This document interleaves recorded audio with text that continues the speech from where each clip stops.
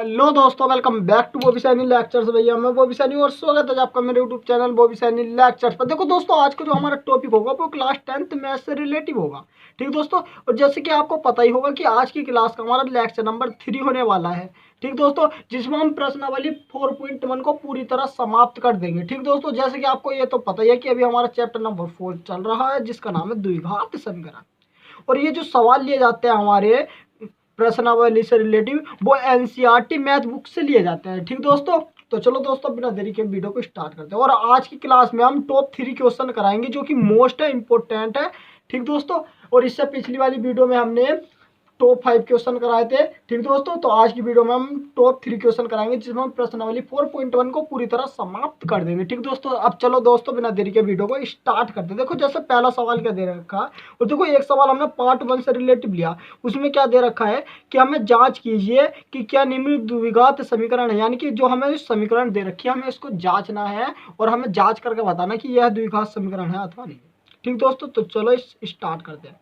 देखो, सवाल में पहले यहाँ हल भी लिख लिया करो, यह मर्जी हो तो आपकी। ठीक दोस्तों, अब देखो क्या कि देखो, ये तो समीकरण ऐसी कैसी, यानी कि x की पावर 3 माइनस के 4 एक्स स्क्वायर माइनस के x प्लस 1 और इक्वल।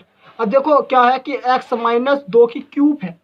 अब चूंकि हम जानते हैं एक फार्मूला पढ़ा होगा आपने, कौन सा फार्मूला गाइस, क्या होता फार्मूला कि a माइनस बी की पावर 3 यानी कि क्यूब। तो गाइस कितना होता कि a की cube minus 3a square b plus 3ab square, और गाइस फिर आता है हमारा माइनस के b की पावर 3। अब देखो ये फॉर्मूले किस प्रकार बनते हैं, जैसे a प्लस बी का होल स्क्वायर होगा, a माइनस बी का whole square, a minus b की पावर 4 हो गया, 3 हो गया। तो ये दोस्तों फार्मूले जो बनते हैं, ये क्लास 11 में जब आप पढ़ोगे ना, बाइनोमियल थ्योरम नाम का एक चैप्टर होता है जिसको द्विपद प्रमेय बोलते हैं। तो दोस्तों उसमें आपको बताया जाएगा कि देखो किस प्रकार ये फार्मूले बनते हैं। ठीक दोस्तों, अब देखो हमें ये दे रखा, तो यहाँ क्या है, देखो ये तो हमारा a है, एक्स ए है, और जो बीच में माइनस है, और 2 है हमारा बी। तो खोल दो a की क्यूब यानी कि x की क्यूब। तो दोस्तों यहाँ कितना हो जाएगा हमारा x की क्यूब माइनस, तो माइनस, अब क्या है कि 3a स्क्वायर बी यानी कि 3 और इंटू ए स्क्वायर यानी कि a की जगह तो x है, तो कितना हो जाएगा इस x का स्क्वायर इंटू बी, और b की जगह कितना होगा इस हमारा 2। ठीक, फिर क्या है प्लस 3, आपका a ऐसी का ऐसी यानी कि x ऐसी का ऐसी इंटू बी स्क्वायर यानी कि 2 का स्क्वायर कितना होता है, इस 2 का वर्ग 4 होता, और फिर माइनस b की पावर 3 यानी कि 2 की पावर 3, 2 का घन कितना होता है इस 8 होता। अब क्या करेंगे कि ये जितने भी पद हैं उसको हम इधर ले आगे। ठीक दोस्तों, अब ले आते हैं, तो यहाँ कितना हो जाएगा x की पावर 3 माइनस के 4 एक्स स्क्वायर माइनस के x प्लस 1। और अब देखो इधर जब हम लेकर आते हैं, कभी भी बराबर से जब हम इधर लेकर आते हैं तो गाइस माइनस की गुणा हो जाती है। तो देखो ये प्लस का है x की पावर 3 प्लस के, तो गाइस ये माइनस के x की पावर 3 हो जाएगी। अब देखो माइनस के, ये माइनस का है तो यहाँ हमारा प्लस का हो जाएगा, क्योंकि माइनस की गुणा हो जाएगी। अब कितना देखो, 2 की 3 से गुणा होगी तो 2 तिया 6 और एक्स स्क्वायर ऐसी का ऐसी। अब देखो प्लस के तो ये माइनस की हो जाएगा। अब देखो 3 की गुणा 4 से होगी, 3 चौक 12, और 12 की गुणा x होगी तो 12x। ठीक दोस्तों, अब ये माइनस के 8 है तो इधर आके प्लस के 8 हो जाएगा। अब देखो इधर कोई पद नहीं बचा, यानी कि क्या बचा इससे 0 बचा। ठीक दोस्तों, अब देखो यहाँ क्या होगा, अब देखो प्लस के x की पावर 3 से माइनस के x की पावर 3 घट की। अब देखो यहाँ ये माइनस के x माइनस के 4x स्क्वायर, और ये हमारा प्लस के 6x स्क्वायर, तो दोनों क्या होंगे घट जाएंगे, यानी कि बड़ी संख्या प्लस की है और छोटी संख्या माइनस की, तो चिन्ह प्लस का होगा। 6 में से जब हम 4 को घटाएंगे तो दोस्तों 2x स्क्वायर ही तो बचेगा। ठीक, चलो अब देखो यहाँ माइनस के x है और यहाँ माइनस के 12x है, यानी कि माइनस के 1x और माइनस के 12x कितना हो जाएगा, माइनस के जुड़ जाएंगे 13x। ठीक दोस्तों, प्लस का 1 और प्लस का 8 दोस्तों कितना हो जाएगा, प्लस के 9 और इक्वल 0। तो हमें क्या बताना है कि देखो इस समीकरण की, इस बहुपद की अधिकतम घात गाइस कितनी, इस बहुपद की जो अधिकतम घात है गाइस,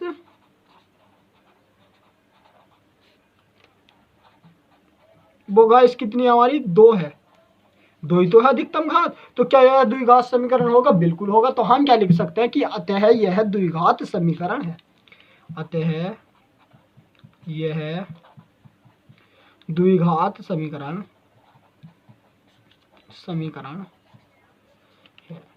ठीक दोस्तों, बस। अब देखो ये तो हमने पार्ट 1 से रिलेटिव करा दिया। अब देखो आप जो क्वेश्चन आएंगे, 2 क्वेश्चन और बचे हैं, टॉप 3 करवा रहे हैं क्योंकि हम, तो वे होंगे पार्ट 2 से रिलेटिव। देखो पार्ट 2 में हमें क्या बताना था कि निम्न स्थितियों को द्विघात समीकरणों के रूप में निरूपित कीजिए। इससे पहली वाली वीडियो में हमने 2 सवाल कराए थे और आज की वीडियो में भी हम 2 ही सवाल कराएंगे, जिससे हमारी प्रश्नावली 4.1 पूरी तरह समाप्त हो जाएगी। ठीक दोस्तों, तो देखो क्या दे रखा सवाल नंबर 3 कि रोहन की माँ उससे 26 वर्ष बड़ी है। यानी कि क्या कि जो रोहन है उसकी जो माँ है रोहन से 26 वर्ष बड़ी है। अब उनकी आयु देखो वर्षों में है का जो गुणनफल है वो अब से 3 वर्ष पश्चात 360 हो जाएगी। यानी कि उनकी आयु का जो गुणनफल होगा वो हमारा 360 हो जाएगा। तो हमें रोहन की वर्तमान आयु ज्ञात करनी है। ठीक दोस्तों, तो चलो देखो अगर हम यहाँ से मान ले कि माना रोहन की आयु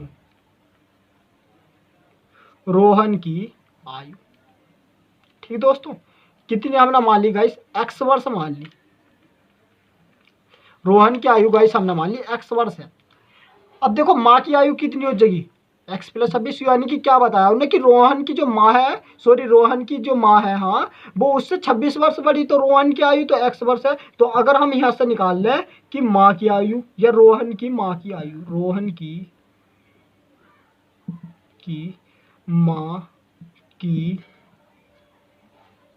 आयु, ठीक दोस्तों, तो आयु कितनी हो जाएगी, x तो इसकी और इससे कितनी अधिक है 26, तो x प्लस 26 हो जाएगी, इतने वर्ष। अब क्या बताया है कि इनकी जो आयु है उनका जो गुणनफल है वो 3 वर्ष पश्चात इतना हो जाता है। अगर हम यहाँ से देखो क्या करते हैं कि 3 वर्ष बाद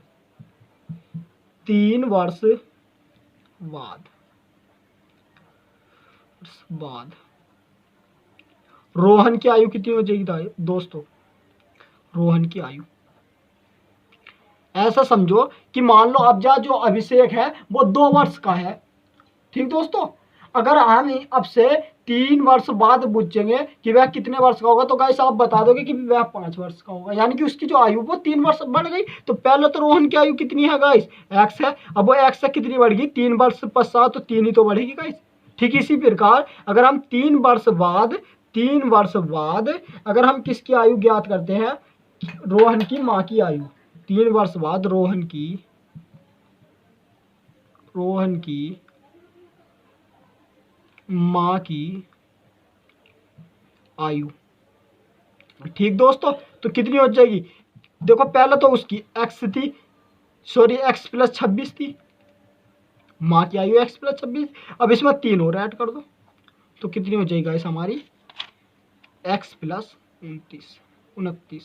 ठीक दोस्तों, अब क्या बताया कि देखो ये जो 3 वर्ष बाद रोहन की और माँ की आयु आई है, इन दोनों की आयु का गुणनफल जो वो 360 हो जाएगी। तो हम क्या करेंगे कि जो देखो रोहन की और माँ की आयु है इन दोनों का हम गुणनफल लेंगे। ठीक दोस्तों, तो गुणनफल कितना हो जाएगा, देखो गाइस रोहन की कितनी आई थी x प्लस 3 और माँ की कितनी आई थी हमारी, गुणा हो जाएगी। यानी कि इनका गुणनफल वो हमारा कितना x प्लस 29 और बराबर कितना था गाइस हमारा 360 हो जाएगा। देखो उन्होंने सवाल में बताया था क्या कि जो उनकी आयु है उनका आयु वर्षों में का गुणनफल 3 वर्ष पश्चात 360 हो जाएगा। तो देखो 3 वर्ष पश्चात रोहन की आयु थी x प्लस 3 और माँ की आयु x प्लस 29 और इक्वल कितना हो गया 360।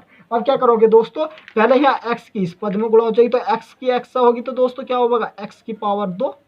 अब इस x की प्लस के 29 से होगी तो कितना हो जाएगा प्लस के 29x। ठीक दोस्तों, अब इस 3 की गुणा x से होगी तो प्लस के कितना हो जाएगा दोस्तों 3x।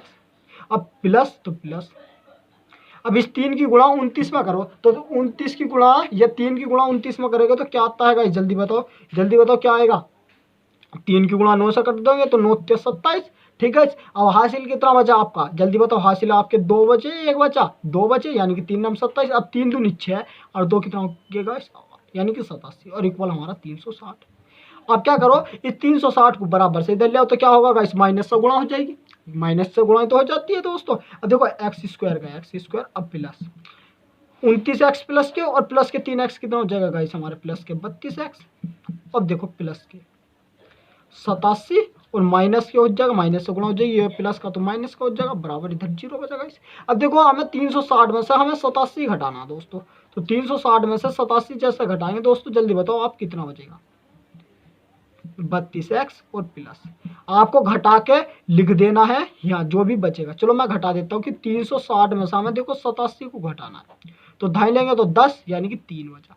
अब यहाँ देखो आपका 5 बचा और 15 में से तो 7 बचा और हमारा यहाँ 2 बचा, यानी कि कितना आ जाएगा गाइस हमारा 273। तो माइनस क्या आ जाएगा हमारा दोस्तों 273 और इक्वल 0। तो हम क्या कह सकते हैं कि हमारी जो समीकरण आई, यहाँ हमें तो समीकरण बतानी थी, तो वह एक्स स्क्वायर प्लस के 32x और माइनस के हमारी कितनी आई गाइस, माइनस है यो, हम देखो माइनस कर लेना, जो हमारा यहाँ माइनस है। ठीक दोस्तों, तो हमारी यो आई। तो हम क्या कह सकते हैं कि अतः है कि जो रोहन की आयु है, रोहन की आयु वह जो हमारी यह समीकरण है यानी कि एक्स स्क्वायर और प्लस के 32x और माइनस के दोस्तों हमारी कितनी 273 इक्वल 0 है, ये हमारी क्या करेगी द्विघात समीकरण को, क्या करेगी द्विघात समीकरण को संतुष्ट करती है, संतुष्ट करती है। ठीक दोस्तों, तो ये लाइन भी आपको लिखनी है। अब देखो सवाल नंबर 3 आ जाता है, यानी कि टॉप 3 में अब हमारा लास्ट सवाल, जो भी हमारा पार्ट 2 से रिलेटिव है और सवाल नंबर 4 है। तो दोस्तों सवाल नंबर 4 देखो क्या दे रखा है कि एक रेलगाड़ी 480 किलोमीटर की दूरी समान चाल से तय करती है। अब यदि इसकी जो चाल है वो 8 किलोमीटर पर घंटा कम होती है तो वह उसी दूरी को तय करने में 3 घंटे अधिक लेती है। तो हमें रेलगाड़ी की चाल ज्ञात करनी है। तो दोस्तों अगर हम यहाँ से देखो इसे करते हैं, तो अगर हमने क्या मान लिया इसमें, माना हमने कि रेलगाड़ी की चाल, रेलगाड़ी की चाल, ठीक दोस्तों। अब रेलगाड़ी की चाल हमने कितनी मान ली, x किलोमीटर मान ली। ठीक दोस्तों, अब दूरी कितनी दे रखी उसने, दूरी प्रारंभ में जो दूरी दे रखी उसने वो कितनी दे रखी 480 किलोमीटर। ठीक दोस्तों, अगर हमें यहाँ से समय निकालना होगा, समय, तो समय बराबर एक सूत्र होता है, यस आपने एक सूत्र पढ़ा होगा कि चाल बराबर कितना होता है, दूरी बटे समय होता है, दूरी बटे समय। तो अगर हमें यहाँ से समय का मान निकालना होगा तो गाइस कितना हो जाएगा दूरी और बटे कितना हो जाएगा चाल। ठीक दोस्तों, दूरी बटे चाल ही तो हो जाएगा, तो हम क्या करेंगे यहाँ कर देंगे। तो अगर हमें यहाँ से देखो समय निकालना होगा तो समय इक्वल कितना हो जाएगा दूरी और बटे चाल। ठीक दोस्तों, अब देखो समय कितना, तो हमें अगर यहाँ से हम समय को निकालना तो दूरी कितनी थी 480 और चाल कितनी थी x, तो इसको हम क्या मान लेंगे समीकरण नंबर फर्स्ट।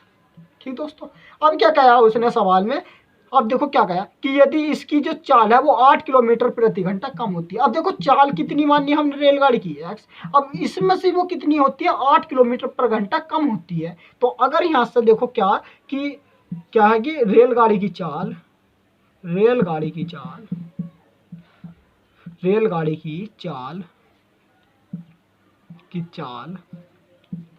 यदि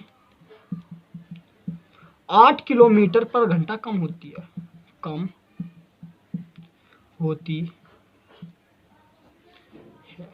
तो दोस्तों देखो कितना हो जाएगा हमारा x माइनस 8 हो जाएगा। अगर तब हमें समय निकालना होगा, अब यहाँ से हमें देखो समय निकालना होगा, यानी कि जब वो इतना तो कितना हो जाएगा चाल तो वही 480 और बटे वो दूरी तो यही। अब देखो चाल कितनी बची हमारी x माइनस 8, ऐसे इक्वेशन 2। अब क्या कहा उसने सवाल में, तो वह उसी दूरी को तय करने में 3 घंटे अधिक लेती है। तो हमें रेलगाड़ी की चाल बतानी। तो अगर हम प्रश्नानुसार सवाल में देखते हैं, सवाल में अगर हम गाइस क्या देखते हैं कि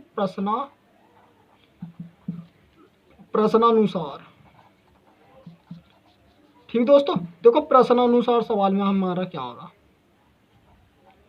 प्रश्नानुसार अगर हम देखते हैं दोस्तों क्या कि देखो क्या कि जो 480 यानी कि जो समीकरण नंबर 2 आई हमारी, इसमें से अगर हम समीकरण नंबर फर्स्ट को घटा दें यानी कि 480 अपॉन एक्स, और ये किससे 3 बराबर 3 यानी कि 3 घंटे क्या लेती है वो अधिक लेती है, तो हमारी दोस्तों ये समीकरण बन जाती है। ठीक, अब क्या करेंगे इन दोनों का एलसीएम लेंगे। ठीक, तो दोस्तों एलसीएम देखो कितना होगा x और इंटू एक्स माइनस 8 तो होगा दोस्तों। ठीक, अब देखो यहाँ से, अब देखो जब हम इसको इससे डिवाइड करेंगे तो इससे ये पद कट जाएगा, बचा कितना हमारा x, और इससे x की गुणा 480 से होगी तो कितना हो जाएगा 480x और माइनस। ठीक दोस्तों, माइनस अब देखो 480 तो हमारा ऐसी का ऐसी। अब देखो एक्स, जब हम इसे भाग करेंगे इससे तो इस एक्स से ये एक्स हमारा कट जाएगा। ठीक दोस्तों, जैसे कि आपको दिख ही रहा होगा कि इस एक्स से हमारा ये है एक्स, तो हमारा दोस्तों कट जाएगा। तो दोस्तों देखो कितना बचेगा हमारा, इस एक्स से ये एक्स कट गया, यो बचेगा, तो इसकी गुणा किससे हो जाएगी दोस्तों, एक्स माइनस 8 से, और इक्वल हमारा दोस्तों 3। ठीक, अब क्या होगा देखो यहाँ से कि ये वाला जो पद होगा वो इधर गुणा में पहुंच जाएगा, तो गुणा में पहुंचा दो। तो देखो इधर का पद जैसे ही हमारा गुणा में पहुंचेगा तो दोस्तों देखो क्या होएगा, यो पद इधर गुणा में पहुंच जाएगा। अब देखो यहाँ क्या होगा, इसकी अंदर इसमें गुणा कर दो, तो कितना देखो 480 एक्स तो हमारा ऐसी का ऐसी। अब माइनस, अब इसकी गुणा इससे करेंगे तो देखो माइनस है, तो माइनस के कितना हो गया हमारा 480 एक्स। अब इस माइनस से ये हमारा प्लस हो गया, और 480 की गुणा 8 से होगी तो प्लस का चिन्ह होगा, 8 से गुणा करेंगे तो देखो 8 की 0 से करेंगे तो 0। अब इस 8 की 8 से करेंगे तो 8 8 64। अब 64 का गाइस कितना आएगा 4, और हासिल बचेंगे हमारे कितने गाइस 6।